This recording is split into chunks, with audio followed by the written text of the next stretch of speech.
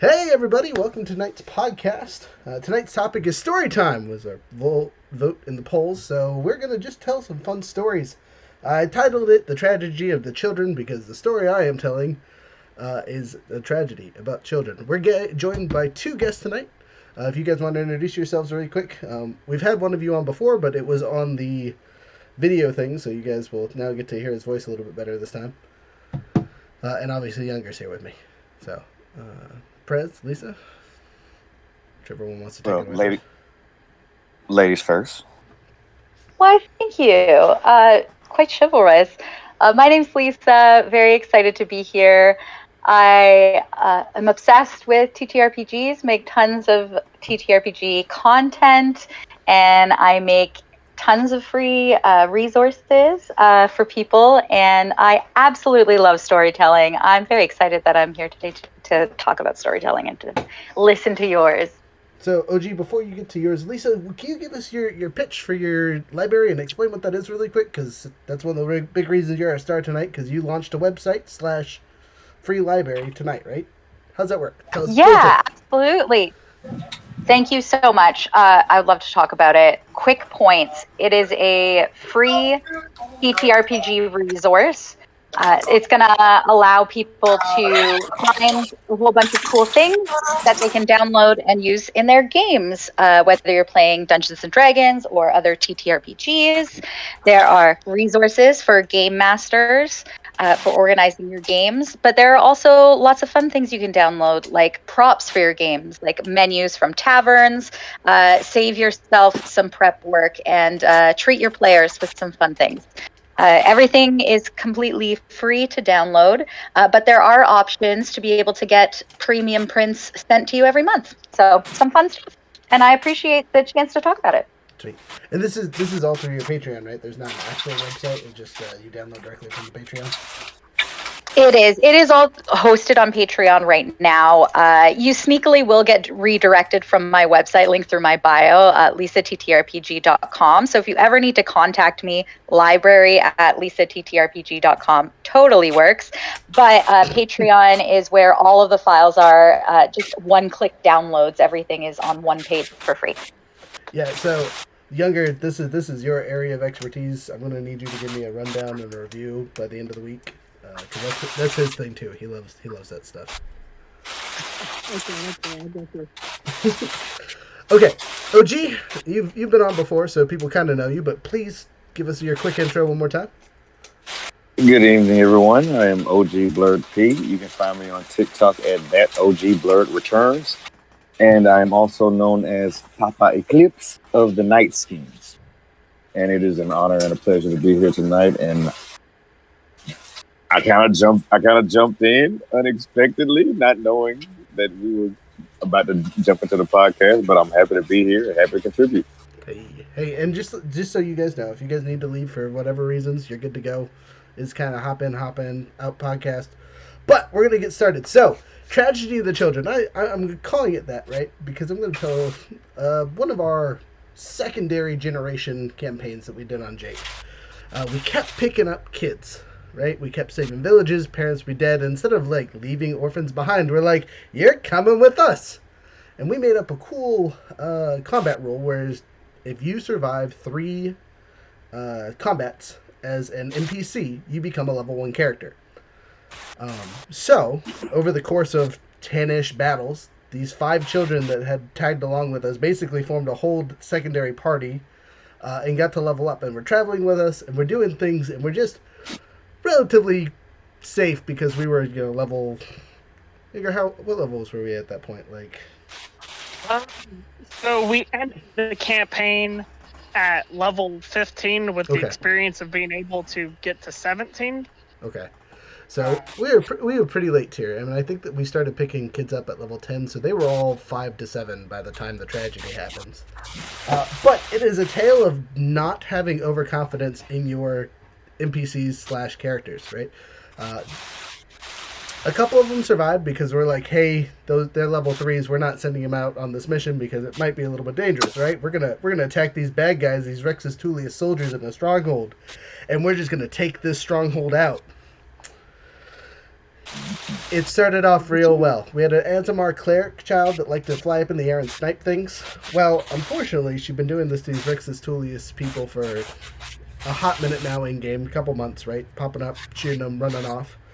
And so they were prepared. She jumped over the walls, flying up, and got hit by 30 arrows as soon as she popped over the walls. A whole bunch missed, but 30 of them hit her, and just insta-death. No saving throws, just soul left her body, game over, right? And then her surrogate brother climbed the walls to try and get to her body and to pull her out because he, like, we could heal her. It's only been 30 minutes or 30 seconds. We got resurrections. We're strong people.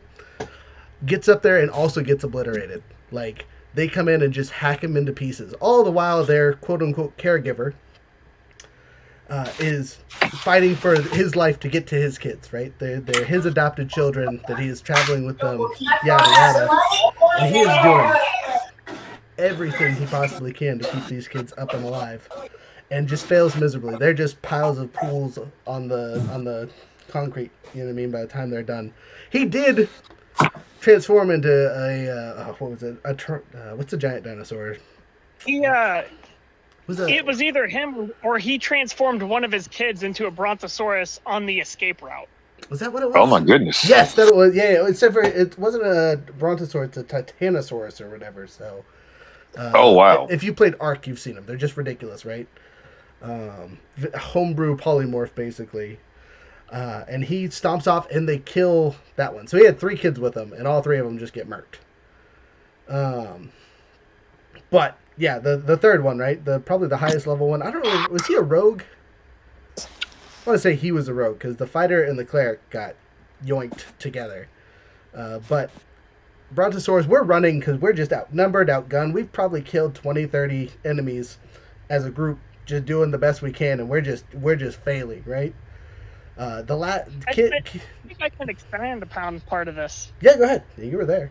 So the original ordeal was I was playing a lizard folk carrier character as a and I was a ranger, but storyline wise. The place that we were going and fighting these people was actually the location of my home village. So the majority of my people's species had been killed by the Rexus Tullius in this region. Only some women and children, lizard folk, had left. All the males were pretty much slaughtered at my homestead. And village elders and everything, and that's now where the Rexus Tullius were held up. And so everybody was going off. We were going to go and do our big kind of sort of final stand battle right there to try to take my homeland back. And this was dear to my character due to the fact that this was kind of where our whole adventure had began. And where my character's backstory had, evolved from. And so we had went there with not only our characters and these kids, but whenever I was there, before we left, I had 2 kids. I had one of them was named Sarah, and the other one's name was Greg. Sarah was Warlock of the Archfey, level 3, and Greg was a Druid of the Shepherd, and I was a Ranger. When we had picked them up because they had previously been slaves, and I said, hey, you're free to do whatever you want, but if you travel with me, you will never have to succumb to the, whims of the city again.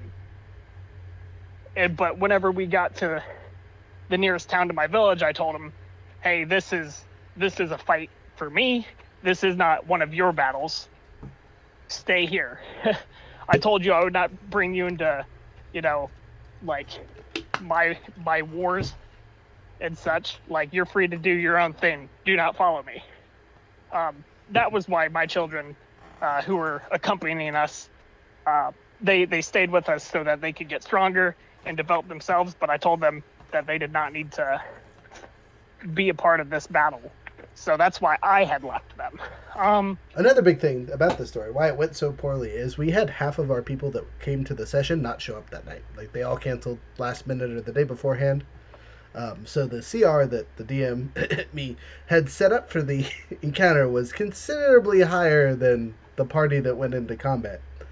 Um, and so the tragedy part, right, is like we are high enough level where we could have went back and got our comrades because the parent character of the three kids that the other three kids also died. He got murked while running away trying to save the giant Tyrannosaurus.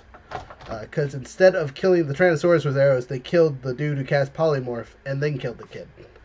Uh, it was not pleasant. The player was not very happy, but that's what happened. Um, and then to finish the story, right, the real tragedy part is we set off the equivalent of a biological nuke with a thing called death mites, which is actually one of our handy dandy items on the Wheel of Chaos currently. We have them actually written up and whatnot. But death mites expand exponentially and in the shadows. But someone had thrown them in a bag of holding and let them breed for, I don't know, what was it, half a year? Something like that. Yeah, something crazy. So they opened that bag of holding, just ripped it apart to let all the contents out at once. And we threw it. we did. You did right. We did. I let you throw it after you originally said. I rip it open. I was like, "You sure you don't want to throw it?" And the expanding tide of death mites that had poured out from there completely covered the area. It killed off all the Rexus Tullius guys because they got eaten alive by death mites. All the bodies and everything else there was cleansed and cleaned out. And in later storylines, other adventurers came back and cleared that area out so it was salvageable. But the two surviving members of an 8-man party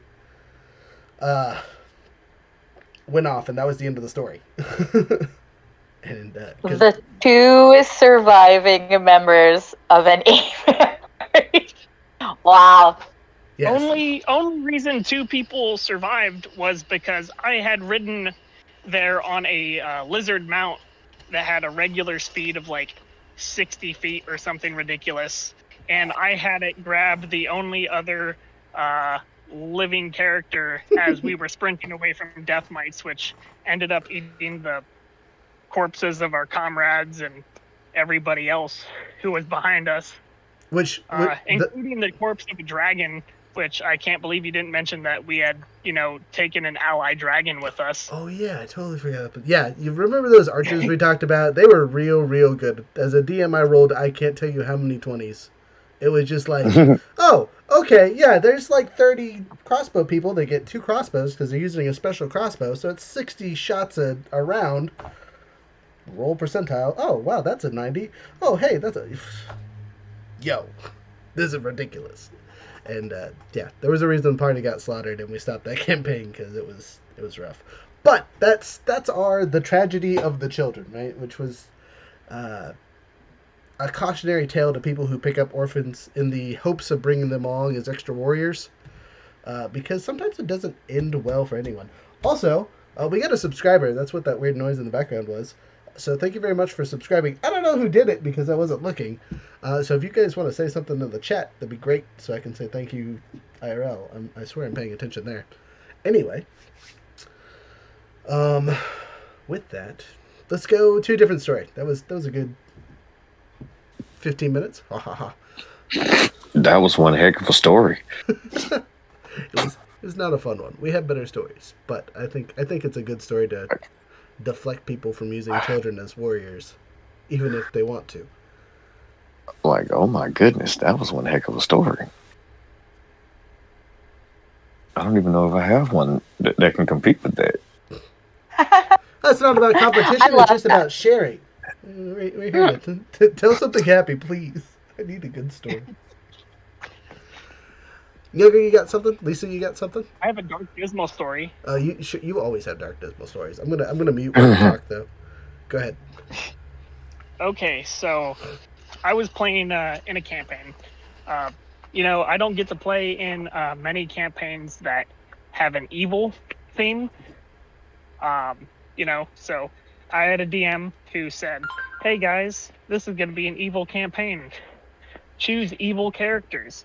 I'm like, okay, I guess I could do this, and probably pretty badly good, like really good, because I can play really bad guys in my campaigns, as a DM at least. And so I attempted to do it as a player. And we were basically given a task. Each of the individuals in our party was working for a cult, essentially. One of the tasks with the cult was you need to go and kill at least 2 people with these magical spikes that will turn them into essentially undead servants, and they need to get back to the cult location to work as basically slaves, or otherwise used as a source of power. So like life essence. So you could use it if you weren't like a super bad person. You might choose to use it on an older person and use them their corpses to work, rather than using their life force as fuel, because the younger they are, the more life force that they have. Was the premise of this. That's so cool. So everybody went off on their own little individual adventure into this relatively large town. And so some people are like, okay, well, we're going to go rid the city of like the scum, or, maybe they were going to be merciful and go and search for beggars, people who wouldn't be missed, and the likes of that. And so I immediately said, well, where's the nearest orphanage? Because their parents already didn't want them. But also, depending on their ages, that might be good life force energy. And so I immediately said that. My DM was like, dude, you're terrible. I was muted, so you did not hear the sound that came out of my mouth when you said it. Yeah. And so I love it. I love it. He went along with it and everything. And everybody else was like, oh, wow, like, this is crazy. And basically, I go to the orphanage. I don't do anything, seemingly evil. I just go there and ask as if, like, hey, I'm somebody who's thinking about, adopting somebody, so on and so forth. I live a couple towns over, but I'm looking to see if I can, like, find a child that me and my I deception rolled spouse could.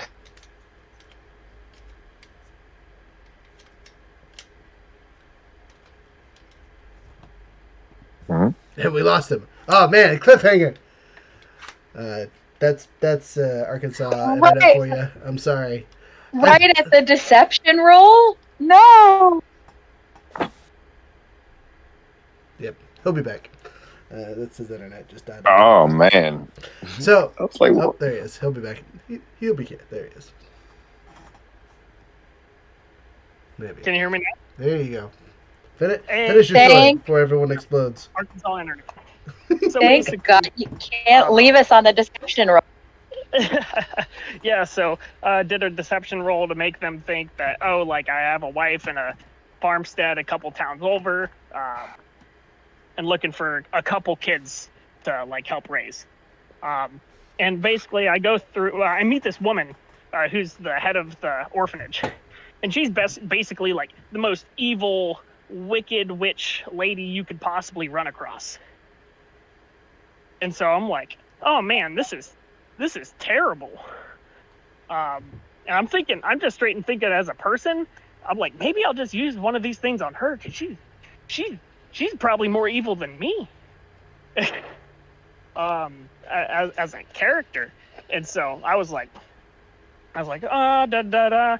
And I said, oh, I'll come back later. I'll come back later, after I think about which child I want to adopt. But I talked to each of the children, got to do insights into each of them and stuff. But I basically just waited until they were all asleep. Broke into the house silently using a lock-picking kit. Go through and walk around until I find the old lady, and then I end up using one of these items on her. She turns into this zombie-like creature, but one of the kids sees me, so the kid is about to freak out. So then I had to go and kill the kid and use it on him, and now I have these two things. Nobody was alerted, rolled and everything, and it was terrible. I think I cast silence because I was a warlock. And that was the only reason nobody was alarmed. But then I went and I abducted. Let me just clarify. Everyone at the table was alarmed. Yes. But then there was actually a relatively newborn baby that was there, and so I didn't stick it or anything, but I brought it back to the cult as like an extra oomph. And then I made it look like the old lady, since there was blood and everything, and she walked into the woods. It looked like the lady of the orphanage had actually murdered that child, and then walked Simple into the ways. woods. Thank you for the follow. Appreciate you. Sorry. You started a conspiracy theory. Yes, and so then the guards. I was actually in that same town the next day, and so the guards interrogated me, and I simply told them that I did not end up going to the orphanage. After I had seen them the first time at the orphanage, due to the fact that I was supposed to pick up the kids today. And now I was worried about the whereabouts of the child that I was going to adopt. And then I was able to further derail their investigations towards myself and aim them in the direction of, as the crazy old woman who everybody already knew was super wicked and stuff. It did turn out well for you. Yeah, and so that's the terrible story that I have. Tragedy. Probably the most evil character / NPC I've ever ran. Now, and it was a one shot. So I was gonna say that was just a one shot. I don't think it really ended well. Like we got past that actually wasn't in your campaign, Roger. That was in somebody else's campaign. Are you sure? Oh no, you know what I'm thinking of? I'm thinking of when you, Laura, went into the orphanage, and we're not going to talk about that one. That wasn't me. That was you. You're right. That was me in natural 20s, but we're not going to talk about it. Little Slacker, thank you for the follow. Appreciate you. Okay, Logan, Lisa, you guys got a better story, hopefully less tragic, involving children. You were very chivalrous to let me go first before, so if you have something you want to share, please do. I don't have any stories involving children per se. That's okay. That's all right. I can share a story. I'm just hoping I haven't. Okay, here we go. I had a group of players, and they had went to the notice board to find a mission to do. And there was a mission for clearing out some catoblepas in the swamp. And so they were like, okay, yeah, that looks like a good one. We'll do that. And I was like, okay, y'all really want to fight Keller? Okay, all right, cool, no problem. So they venture out into the swamp. It's a warlock, a Drake Warden Ranger, a human fighter, it was about a group of about 4 or 5 of them. And then, of course, there was an NPC with them who was a Grong Battlemaster captain. And they go to the swamp. They're exploring. And as they get close to where, the catoblepas have been spotted, all of a sudden they are happened upon by a group of goblins. And I think I ended up giving all the goblins names, like Ralph, Carl. Yes. Buddy. It was like Ralph. It was like Ralph, Carl, Bud, Roach. I love these. And so they get attacked by the goblins first. And of course, the human, I only remember certain characters' names because of what they did. Of course, the human, Hey, Red the Steel, thanks for the sub. Appreciate you. he runs up right into the fray immediately, and the goblins happen upon him. He's actually doing good. He has a decent enough AC that they're not hitting him; they're missing, and they're also hiding behind trees, shooting their crossbows. And so the team is having to maneuver and get around. The Drake Warden, who is a half elf, he summons forth his Drake and has it, kind of like flank to try to get behind him. Actually, no, he had to go up into the tree. And so it climbs up into the tree, and then it happens upon one of the goblins. And then I think yes, and the Drake Warden managed to slay the first goblin. He slays the goblin. It falls to the ground. Then all of a sudden, its body starts to convulse and shake and writhe. And all of a sudden, you start hearing the other goblins begin to laugh and cackle. And they're like, "Uh-oh, time for the surprise." And the body continues to shake and convulse and seize. And then the next thing you know, like you hear bones crack and like it does the whole like almost zombie-like rise up off the ground. But as it rises up, what did I say a trigger word? No, you're good. I just love it. The description, it's amazing. As it rises off the ground, it transforms and becomes a bar guest. And so immediately when they see this, they're like, "Wait a minute. We thought we were fighting goblins." I said, "Yeah, they are goblins.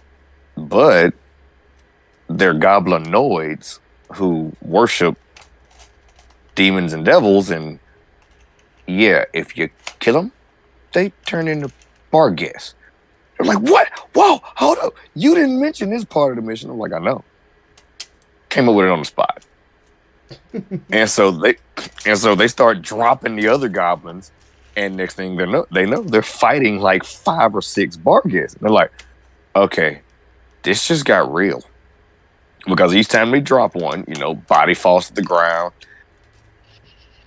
The writhing and the seizing, and then transforms and it rises back up, and they still can talk. And so now they're like, "Yeah, now let's really fight." And so they begin to fight, and the warlock, he was a pact of the I think he was a pact of the he was a pact of the chain warlock. It was a pact of the chain warlock, and he had a pseudo dragon. So of course he summoned his pseudo dragon to try to help. But then he also had the dread form. And so he used his dread form to summon forth, I think it was a shadow, like a shadow being that would cause fear and this, that, and the third. So he did that, summoned it behind the bar guests to make them get feared and run towards the party. Well, as they start to finally get the upper hand on the bar guests, all of a sudden this putrid, disgusting, vile smell just permeates that entire area of the swamp. The water starts to like bubble a little bit, and it becomes a whole lot murkier and fetid. And they're like, and everyone's like, "Oh my God, what is that smell?" And from the murk and from the muck rises the first catoblepas. And they're like, "Oh, so that's the thing we're here to fight." I'm like, "Yeah, that's the thing you're here to fight." And so they start trying to strategize and get around it.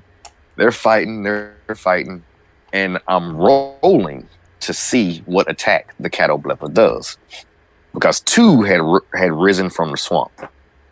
And so I roll, and it lands on the death ray. And if anyone's ever fought a catoblepas, you know what the death ray does. If it actually hits you and it reduces you to 0 hit points, you don't get death saves. You just die. Yeah. You get erased. So it's like Sea Hag's glare. yeah, and so I roll. It lands on the death ray, and I'm like, okay, I'm rolling to see who he shoots it at. I roll. It lands on the Drake Warden. He fails to save. Boom! Instant. Body drops to the ground. His Drake just plops to the ground. And everybody is like, oh my God. We can't win. I'm like, you can try. Like, you can try. Like, but Yeah, a sobering moment. Seriously.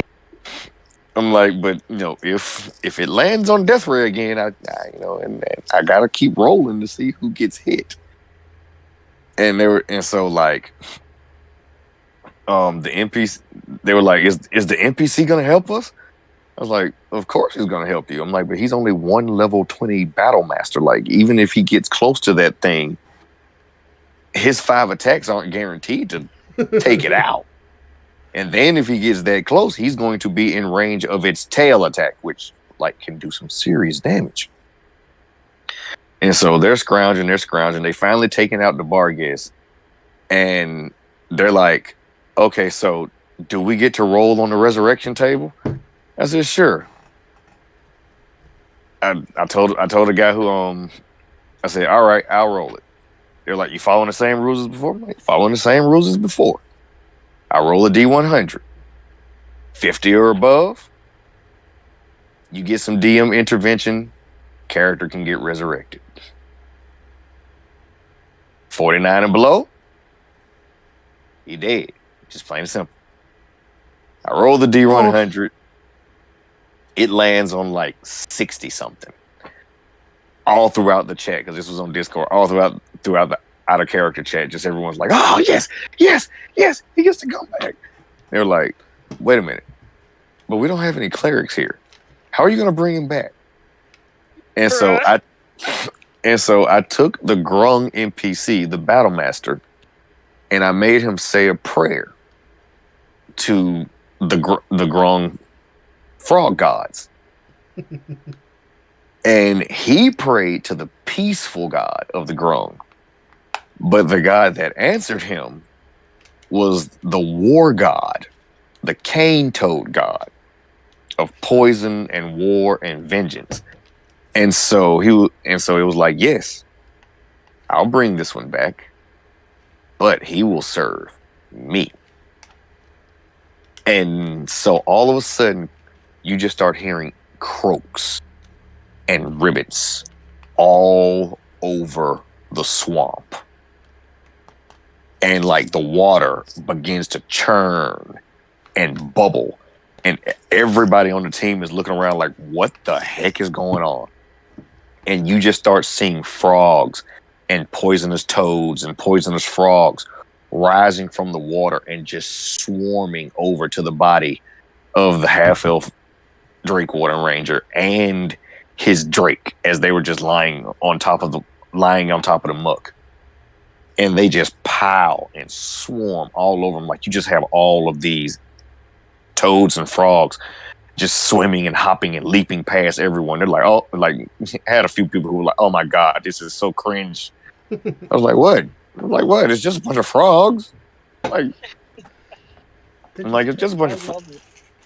And so once they, swarmed around the body, I made all of the frogs and toads start doing the thing where they create the froth to make their eggs with, or to encase their eggs in. How frogs will make like that really frothy, like foamy, mucusy something that they keep their eggs in. And so I made them make that in like these 2 gigantic mounds over the 2 bodies. And like 2 or 3 turns went by, and then the things hardened and then they cracked. And when it all fell away, and all the frogs went back into the water, and the croaking and the ribbit stopped. The Drake Warden Ranger and his Drake, they rise from out of the mucus, and like even with the fact he was half elf, like now his skin had like this ever so slight, like dirty green tinge to it,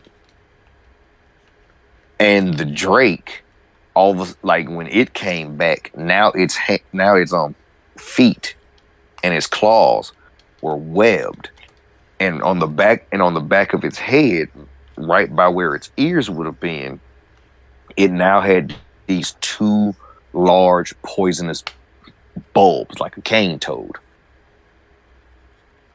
And so like they saw him get brought back, and they were like, "What the heck did you do?" I was like, "Well, he got brought back, but you remember how he was a Drake Warden? Like, yeah, next time he levels up, he has to be a Spore Druid." They were like, "What?" I was like, "Yeah, he was a Drake." I'm like, "Yeah, he's still gonna be a Drake Warden, and he's still gonna have his Drake, but now his Drake, at least one level of Spore like, but Druid. now he's gonna have at least one level of Spore Druid because he was resurrected by the Cane Toad God." And so that happens, and the moment that happens, they just hear battle cries and screams coming from the back of the swamp, and they start to see all of these goblins and more catoblepas charging forth through the trees, and they turn around and bolt. I mean, they punch it trying to get out of there, and as they're running away, they see the entire army of both the Grung and the Bullywugs, because I actually had made it to where the Bullywugs and the Grung had teamed up together and had a whole society, both the frog people. They see the armies of both of these charging forth through the swamp to meet the goblins and the catoblepas, and they managed to get away, and basically a gigantic war just raged in the swamp as they were running. That's the best way not to get paid. I don't know why you were like, I don't know if I can match or compete with your stories. That's great. I was about to say, are you accepting feedback right now? Because I want to say how much I love all of the frog stuff and how you mixed in the references and then the abilities with like the spores stuff. I am obsessed. I love it. I told you he's a good storyteller. Perfect person to show up for this podcast tonight. So thank you very much. That was super great. Yeah, I love the NPC interaction with the characters, like traveling NPC and their effects on the party, you know, and balancing it as a DM to like players still have fun / kind of sort of get what they want, but not completely because dove in over their heads, but wasn't total party wipe time. The dice gods were kind. So, we still got some time. Lisa, you got any fun stories for us? We had someone in the chat said they had some stories, but they haven't said anything else. Or if they have, I can't see it because I'm on my phone and it likes to disconnect. But if you have more there, Lady Latham, feel free to type it and I'll read it. I would love to tell a story while anybody's typing something and getting ready to tell something else. Sounds like a plan. How much time do I have? I'll adjust. You have as much time as you want or need. The thing about this podcast is we go till we get bored or we gotta go. So I have like another hour, but we'll probably wrap up in the next 15-20 minutes is my guess. Unless you guys talk more. I'm okay with talking longer. Younger, I assume, is okay with talking longer. We just like to hang out here. I can work with that. I'd love to tell you a story about one of my favorite campaigns that I've run. I run short introductory campaigns that either introduce new people to playing D&D or introduce new players to each other who haven't played together before. This particular session is a 6-session campaign, and it's the favorite time I've run it. You're not supposed to have a favorite, children, but this has been my favorite. in telling this story, I want to start at the end. A crumbling gray stone building that has 5 adventurers standing in it, each of them holding 20 keys in their hands, with a decision to make that could change their lives forever. So their adventure began with a search for keys, not as many as they hold right now. They were requested to help the patron of this exact manor, this crumbling manor, though when they arrived, it was in pristine condition. She was missing 5 keys of a set of 100 that protect 100 magical portal doors that exist on the 3rd floor of her manor. Not completely telling them the truth, however, all of these adventurers connected in the fact that they are of service to the land that they are in. They were eager to help and be of aid, as it is their job. We know that they find the 5 missing keys because we know that they're all standing there in ruin at the end, holding all of Helena's 100 keys. Helena not doing well in this moment in time. A beautiful, armored Aasimar paladin knight, a large dragonborn druid, a eager and small satyr ranger, a very elegant and older elven ranger man, and the sort of essence and ominous feeling probably felt most through this changeling cleric, who to anybody else looks just like a regular young woman. Having beaten a pirate captain to retrieve a key from a pirate island, they trenched through snow and terrible weather to retrieve another key from the depths of an ice cave, using wild shape abilities to literally explode an emperor from the inside out without casting any spell or causing any damage, in a giant coliseum of monstrosities, indeed taking his key and trophy from him. They made their way through an entire trapped pyramid in a valley of sand, and fought a clockwork cobra that had been sitting in wait for centuries, they had now found out, with every key they found, realizing more and more that the story that Helena had told them was not completely true. Why did they need to find these keys? Why was Helena so in need of finding these 100 keys? She said that they were to protect the doors, but they don't seem to fit those doors. It seems that these keys open something else.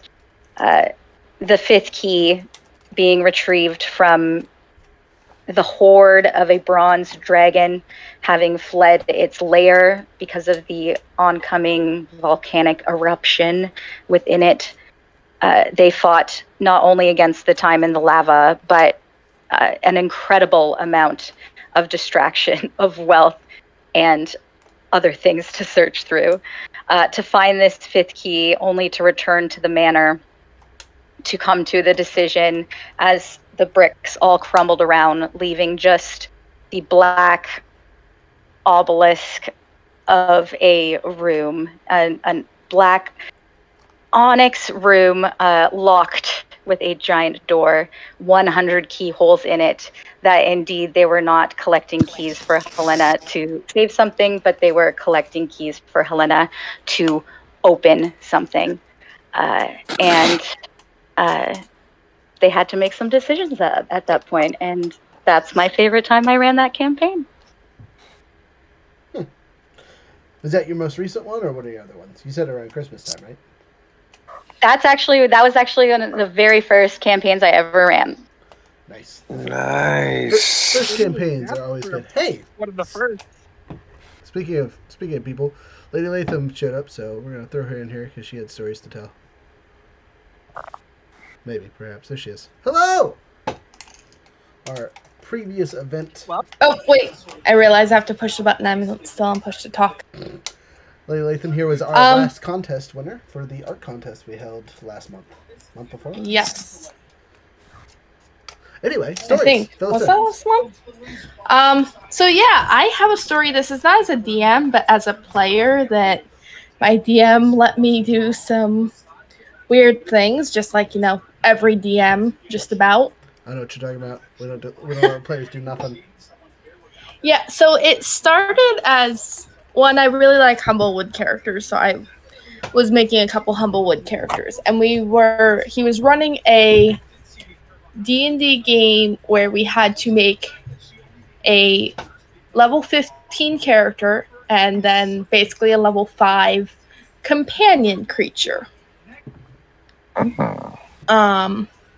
We had Chimasta, the Naga, we had Bone Naga, we had Good Boy, the Basilisk, and then we had my companion character, which was a raccoon called Nika. I don't remember any of the actual level 15 characters, just because I knew this, but the other players at the time didn't. The level 15 characters were not who we were playing. We were playing these level 5 companions, and we basically woke up to a note all muddy that really none of us could read that said that our companions were stolen and in the nearby city. So we went on a rescue mission,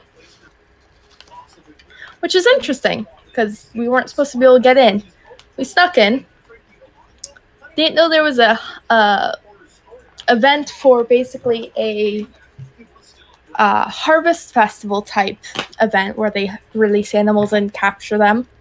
But we had to get through the city as animals not being captured, and as a Bone Naga and a Basilisk, which I'm sure people are familiar with Basilisk, but I don't know if anyone's familiar with the Bone Naga, going to stand out amongst human populations and, most animals in anywhere, really.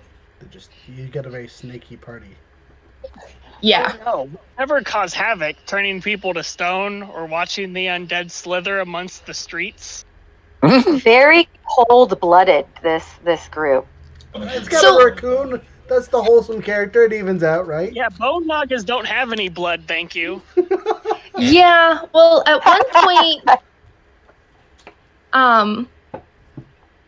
one point we had to do disguise self, and Nika was very adept at it. So she was able to find that outfit for her friend Chimasta, which, is basically the bone snake. And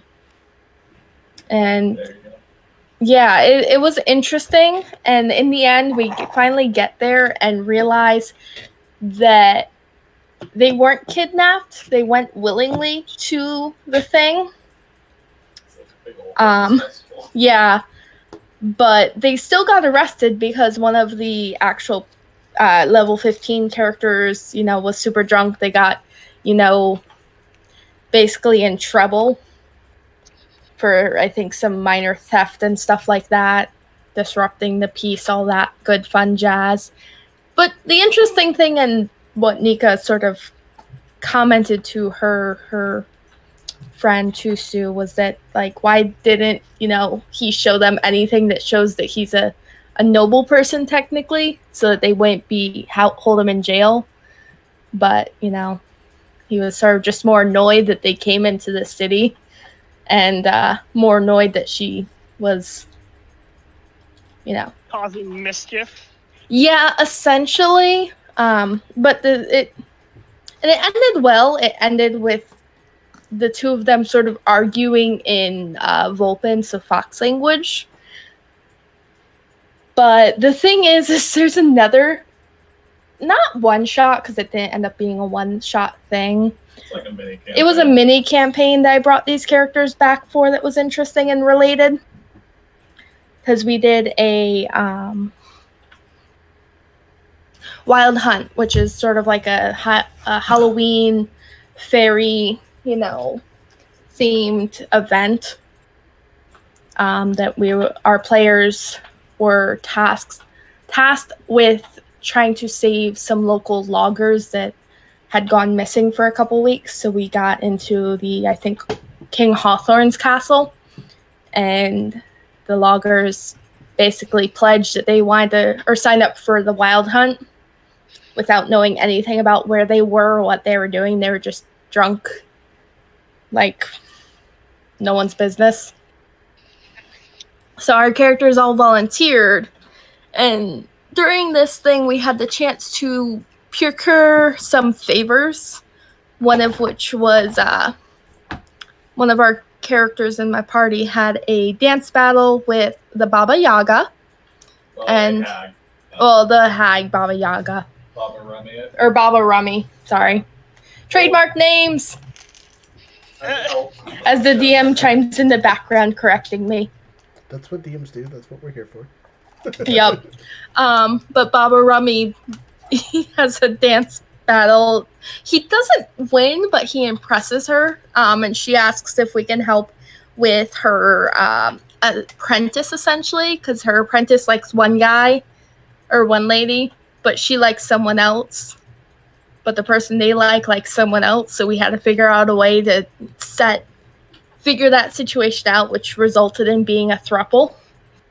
Oh, see, I was over here like the easy solution is to murder the person, right?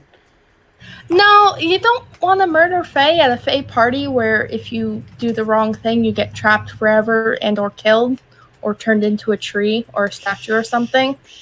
So we went for the path of, semi-least resistance, which at one point required some of the people to split up and talk to the different individuals in the love triangle, essentially.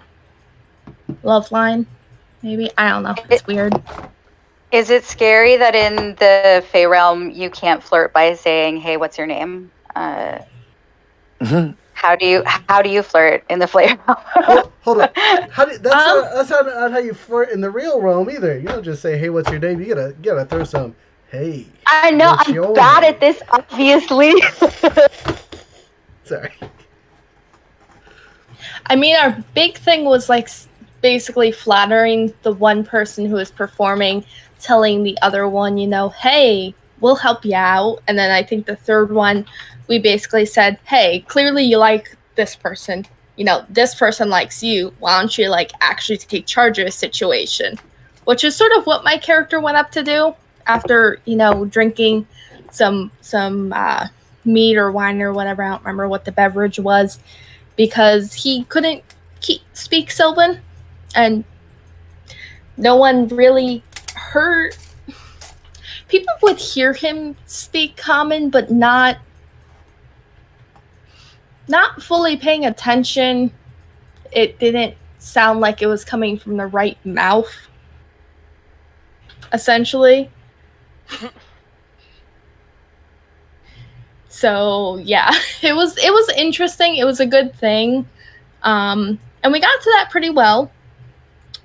A lot of time, almost died a couple times, defeated, stole from another hag, and all that stuff. But the big thing that was the twist reveal for these characters for me was at the end, nobody knew or figured it out during either of the one shot or the mini campaign that Chusu doesn't speak Common. He speaks Vulpin and Raccoon. That's it. Oh.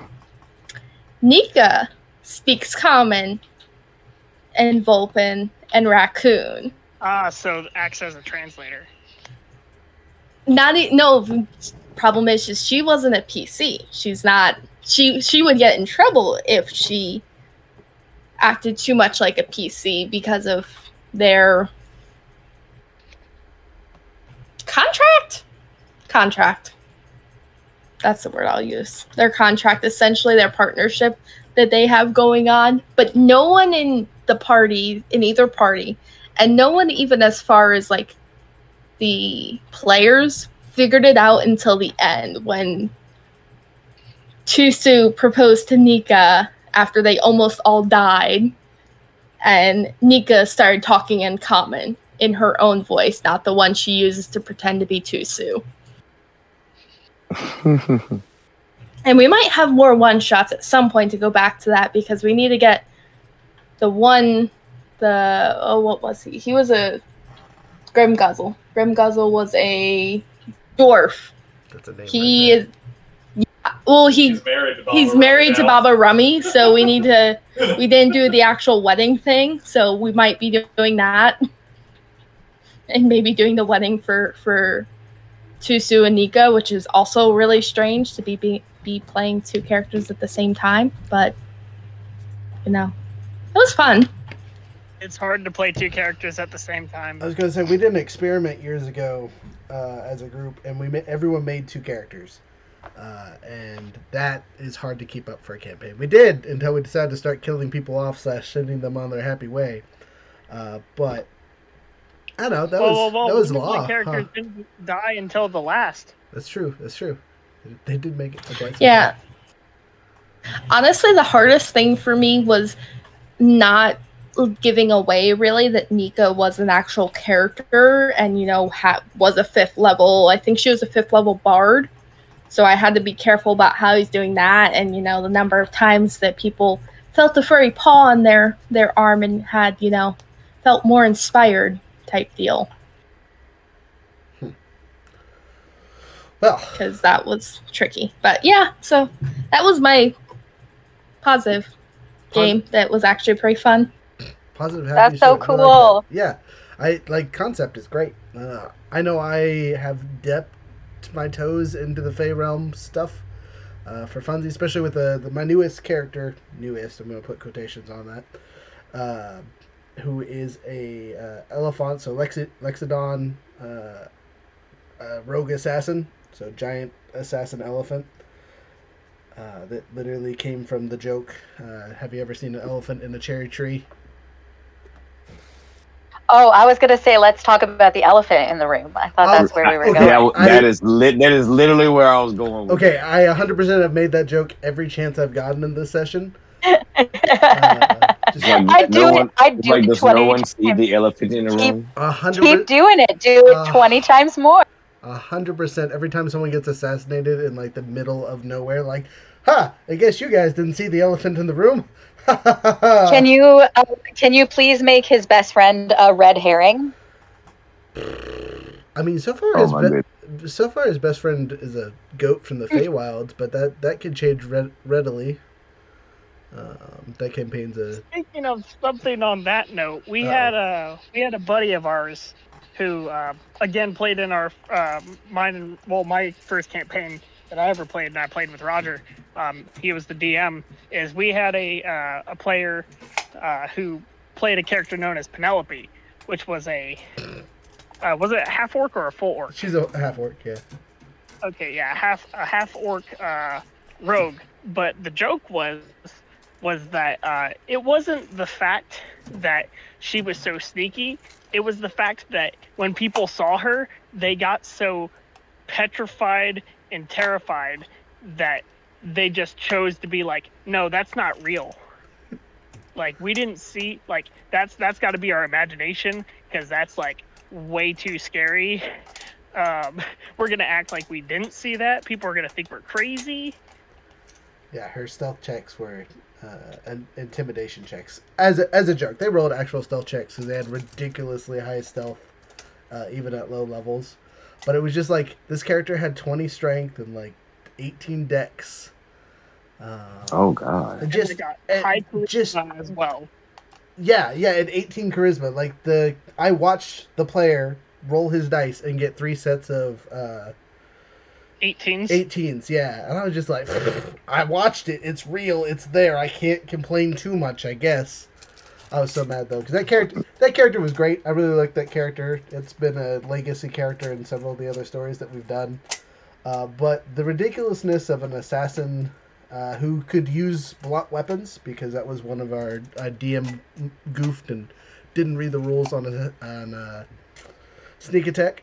For it has to be with finesse weapons. So for the longest time, she was just running around with dual battle hammers, just booping people in the head.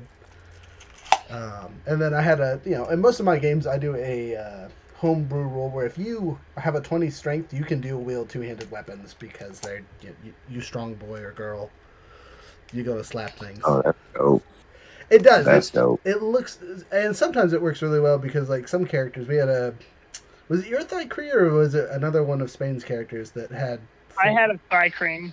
Was it? I was the only one who played a Thigh Crane. I actually think I played it in the vampire story. I can't remember the name. Oh, when Podgy ran that. Yeah. So the one time we ran through Curse of Strahd as a group. We made our DM quit. Yeah. First encounter with Strahd, he killed one of our characters because our character was being annoying. But there was somehow we worked out that the creature had some kind of toxic blood, and so it was something that was like you take a point of damage every minute until you save or something silly like that, or there was no save. It was something super dumb. Basically, it was so they can't get bit. And I'm pretty sure, looking back at it now, technically, I don't think Strahd has like poison resistance. Right, and honestly, I think the class that we were using was a homebrew Trident before Tridents became official, so that blood stuff doesn't work anymore. It wouldn't work if we played it again. But anyway, Strahd, destroyed this character while we were sleeping, yada yada yada, drank his blood, left him as a little cloak on the ground, but we all giggled because Trident blood is poisonous, and so Strahd would continuously wake up for 6 hours and then die and have to go back to his coffin. And the DM said, I ain't playing with that. This is dumb. And we stopped playing that. Oh, wow. Yeah. By the way, so the DM actually made a little comic of one of the attempts from the first one shot. I did post it in the other topic open chat. I don't know if it's funny. It's funny, but it sort of shows the energy of all three people and everything.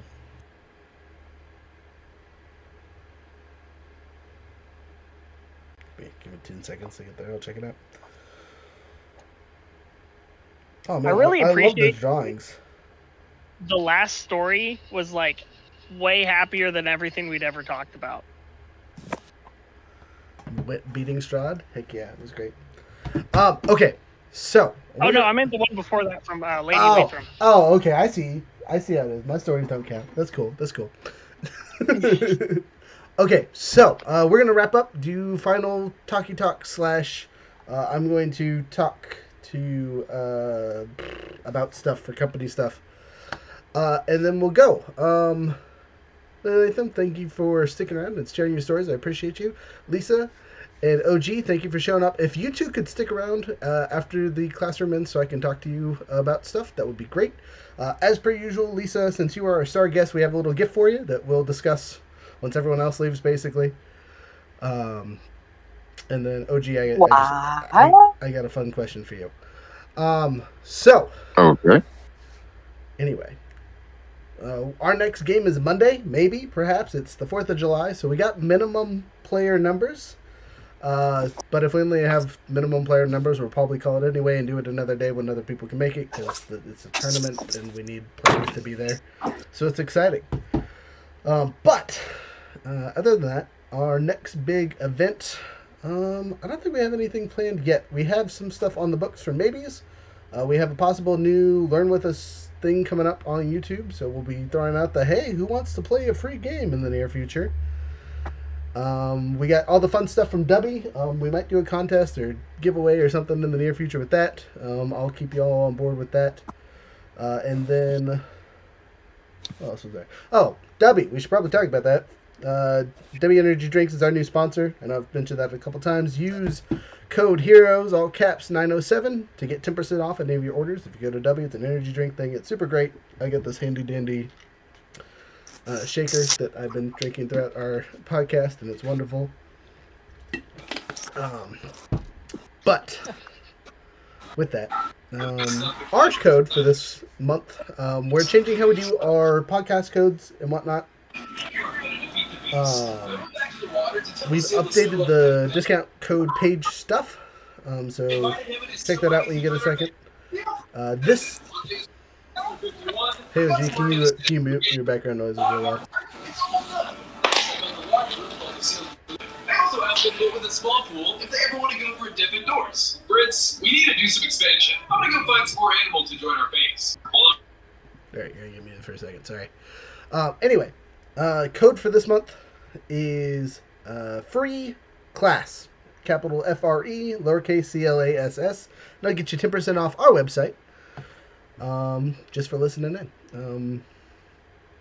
That's all I can think of. Anything else from anyone else before we wrap this up? Let me unmute OG really quick. Okay. Younger, you got anything for us? Silence is compliance. Okay. Just very much gratitude for me. Very happy to come and talk. Thankful to listen to your stories. Thank you so much for having me on. And looking for any suggestions for resources that you guys are looking for your gaming experiences so that I can make them and put them up in the free library so you can get them. Again, contact for her is library at lisattrpg.com, right? Yeah, and you can just go to lisattrpg.com and you'll find all my stuff. Sweet. Well, as always, may the night keep you from Papa Eclipse, and may the dice be ever in your favor. Those are both good lines. I love it. With adventure in mind, have a wonderful night. Thank you all very much.